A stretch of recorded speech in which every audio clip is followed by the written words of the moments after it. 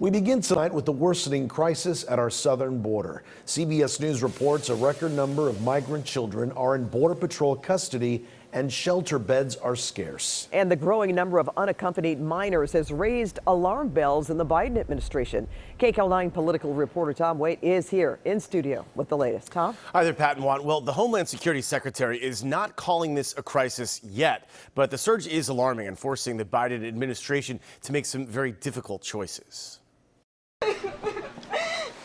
At LAX, an emotional reunion. 15-year-old Jacqueline was reunited with her mother, Miriam, after 3 weeks in a government border facility. Her mother, who has a work permit, crossed into the U.S. more than 3 years ago.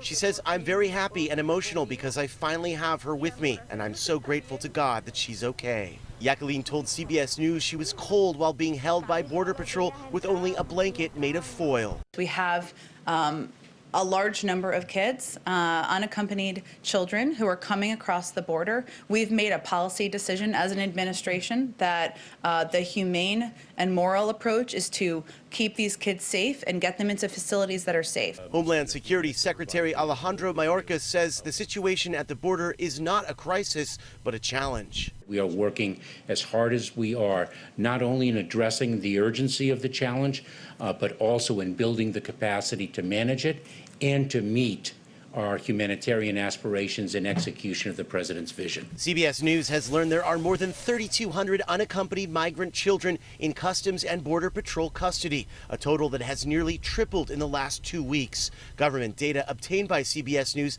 also shows U.S. shelters received more than 7,000 migrant children last month, with another 1,500 new arrivals in the first 4 days of March alone, posing a huge challenge for the new Biden administration. Homeland Security Secretary Alejandro Mayorkas and White House Domestic Policy Advisor Susan Rice were at the border over the weekend to survey facilities for minors. How will we continue to accommodate in a safe and humane way these kids? And our objective remains moving them as quickly as possible out of the Border Patrol facilities. Also over the weekend, a tent camp was torn down in Matamoros, Mexico, where hundreds of migrants stayed in deplorable conditions after being subjected to harsh Trump-era immigration policies. The rule that required migrants to stay in Mexico until their immigration court date in the U.S. left many families struggling for months in dangerous conditions. A spokesperson for the Department of Homeland Security told CNN that the last remaining migrants in the camp were being relocated to more secure locations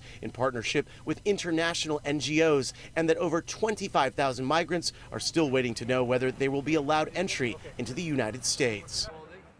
And on the southern border with California, Mexico, in the Mexico border there, the Biden administration, new policies are also slowly allowing migrants seeking asylum inside the U.S. to stay here as they await their hearings. Pat, back to you. All right, thanks for that, Tom.